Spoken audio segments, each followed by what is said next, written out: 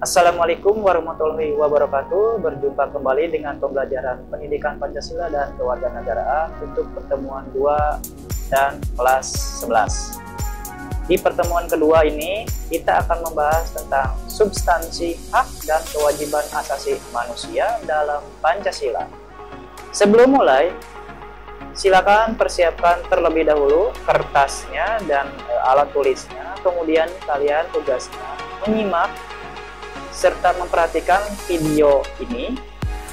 Setelah itu kalian tuliskan apa saja yang pentingnya.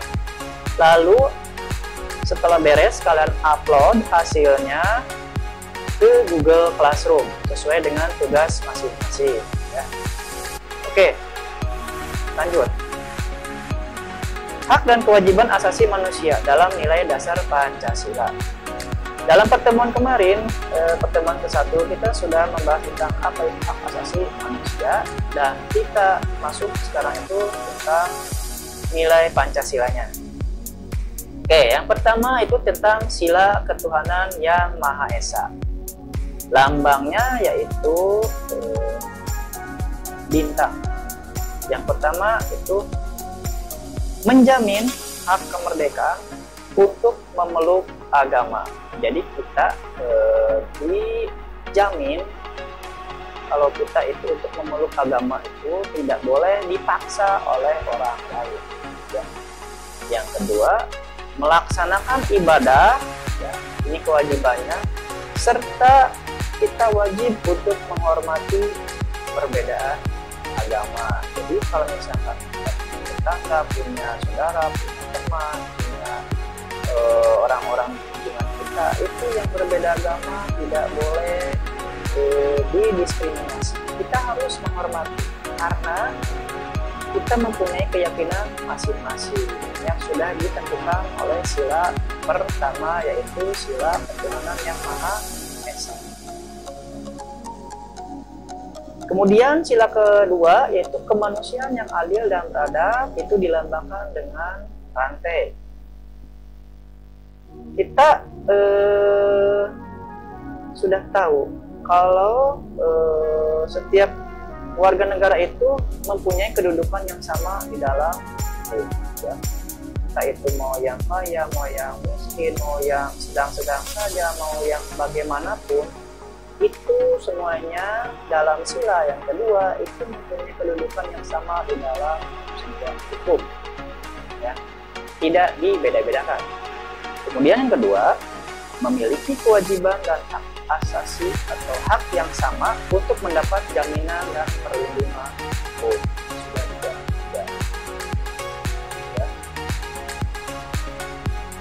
Kemudian sila ketiga itu pohon beringin, yaitu sila persatuan Indonesia. Pertama, adanya unsur pemersatu. Nah, unsur pemersatunya apa? Yaitu semangat gotong royong ya. Ini semangat gotong royong. Tapi ingat, semangat gotong royong tidak boleh dilakukan untuk melakukan tindakan yang tidak terpuji seperti contek, itu tidak boleh, dilarang. Yang kedua, saling membantu. Ketiga, saling menghormati. Yang keempat, rela berkorban demi bangsa dan negara. Kemudian menempatkan kepentingan bangsa dan negara itu di atas kepentingan pribadi. Jadi kita harus mementingkan kepentingan negara dan bangsa dulu. Setelah itu baru kita masuk ke kepentingan pribadi atau golongan. Nah, hal ini itu sesuai dengan prinsip hak asasi manusia, bahwa sama manusia itu harus bergaul satu sama lainnya dalam semangat persaudaraan. Karena manusia itu merupakan makhluk sosial, jadi saling membutuhkan satu sama lain. Kemudian kerakyatan yang dipimpin oleh hikmat kebijaksanaan dalam permusyawaratan perwakilan. Artinya kita menghargai setiap warga negara itu untuk bermusyawarah mufakat. Bermusyawarah mufakat artinya musyawarah itu kan kita artinya itu menyatukan perbedaan pendapat menjadi satu. Ya, musyawarah. Jadi biasanya musyawarah ini identiknya itu dengan rapat. Rapat itu apa tujuannya? Tujuannya itu menyatukan berbagai pendapat. Nah, mufakat itu adalah hasilnya. Hasil dari musyawarah itu artinya mufakat.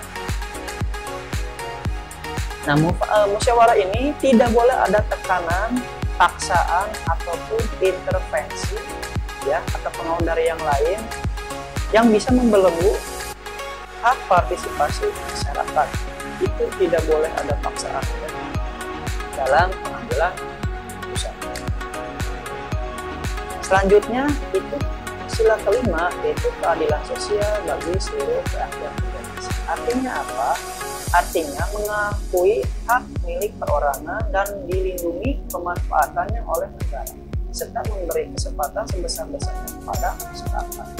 Contohnya, pembagian subsidi, kemudian kita sebagai siswa itu harus rajin menabung, tidak boleh memakai perhiasan kemudian sekolah, kemudian tidak boleh hidup boros, tidak boleh bermewah-mewahan.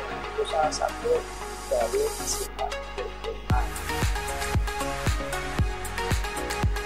Kemudian ini hak dan kewajiban asasi manusia dalam nilai praktis. Nah, ini nilai penerapannya.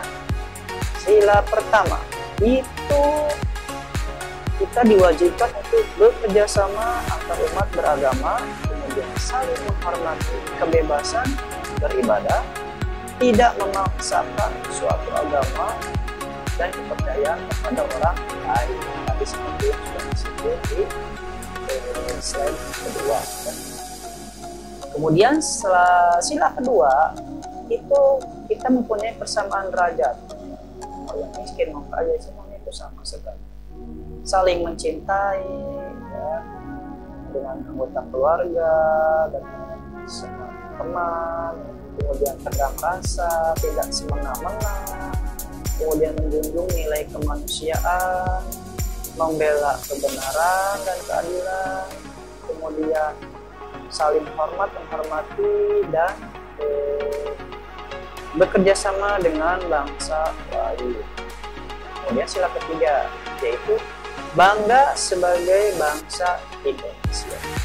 Kemudian patriotisme atau kita mempunyai jiwa ketawanan, jadi kita harus rela berkorban demi bangsa dan negara.